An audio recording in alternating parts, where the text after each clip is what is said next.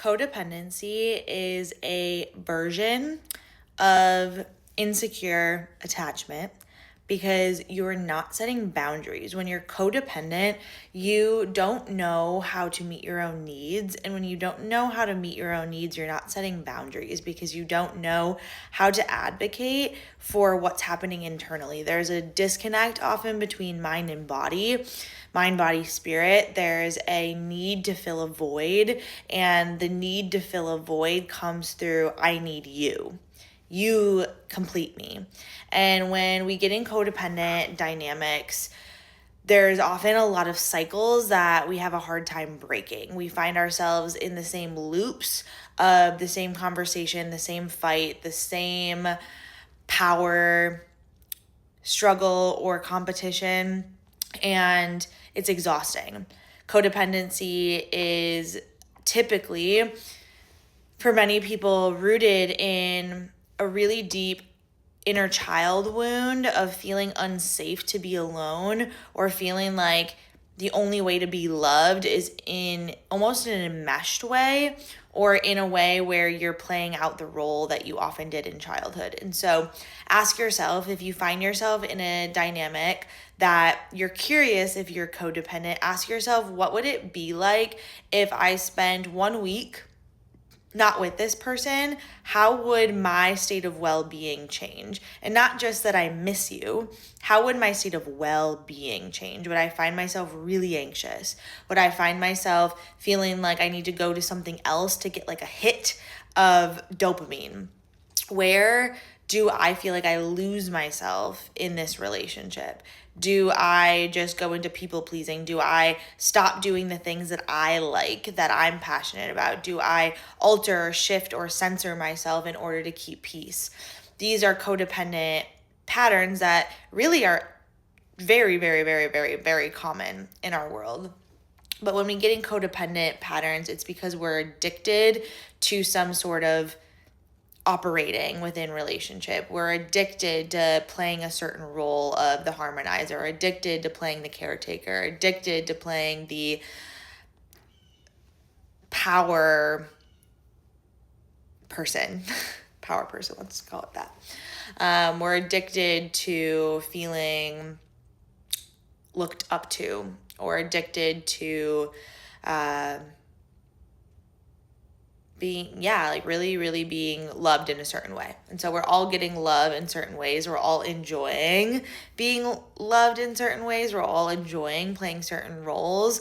Even if consciously we're like, I hate this, something subconsciously is like, but I need to keep doing it because this is the only way that I've learned how to do it. And so this does root from addiction. This does root from addictive patterning, because our systems always are reminding ourselves how we send chemicals to the brain and how then we can find this sense of love.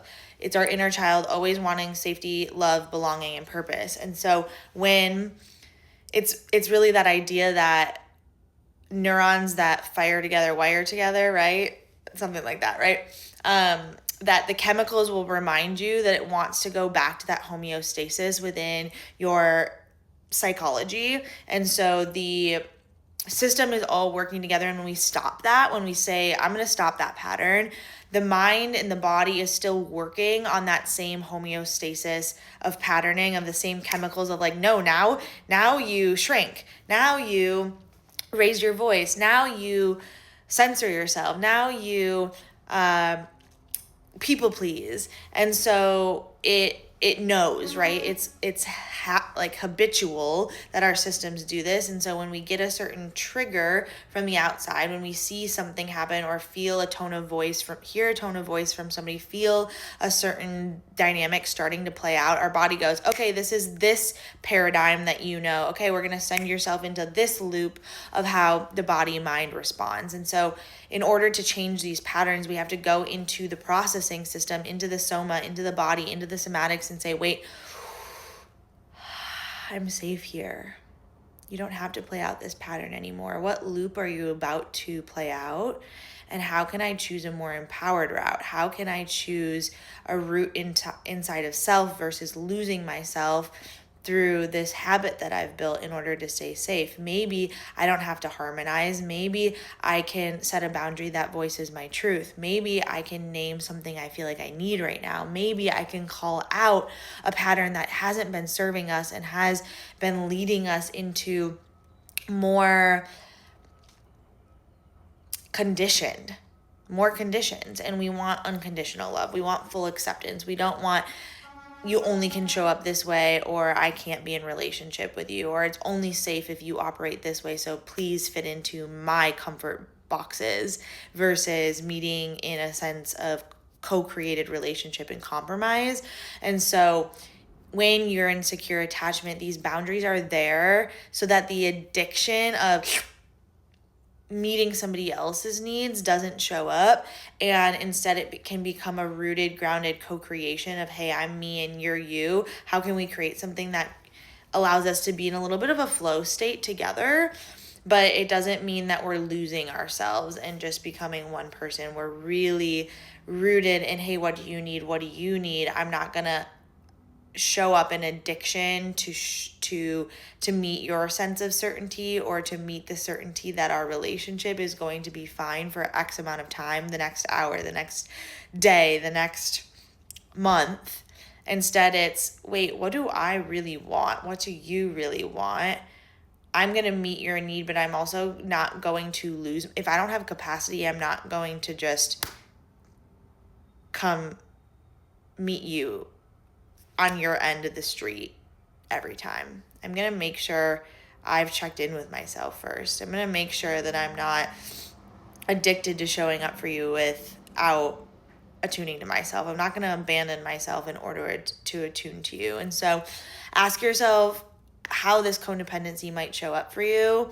We can also have codependent relationship with external things that are not people, whether that be food or alcohol or a drug.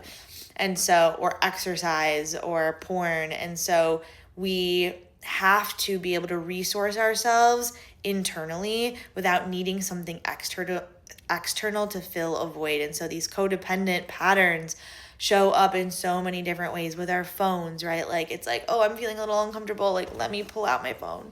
And so it really comes from sitting with the void and finding safety in nothingness without having to fill it right away.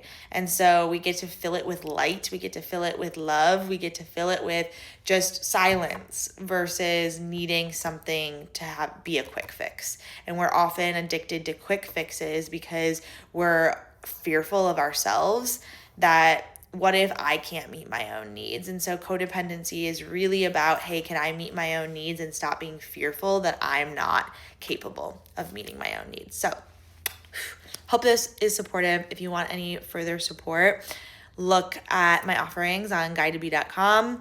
I have a free 30-minute session for all individuals and couples that might be interested in working deeper in their codependent patterning and really address the inner child wound, get to the core root of what mosaic of experiences did you have, what mosaic experiences did you have if you're a couple, or hey, can we get to the root of where I don't feel safe with myself, and how can that help me magnetize my ideal partner or feel more rooted and safe without having to achieve, because high achievement, we can have this relationship, this codependent relationship with work and achievement that also isn't healthy. So how can I root in being worthy in myself, reminding myself that I'm worthy here, versus needing to fill it with achievement, production, a person, sex, alcohol, drugs, anything. So happy day. Sending big hugs.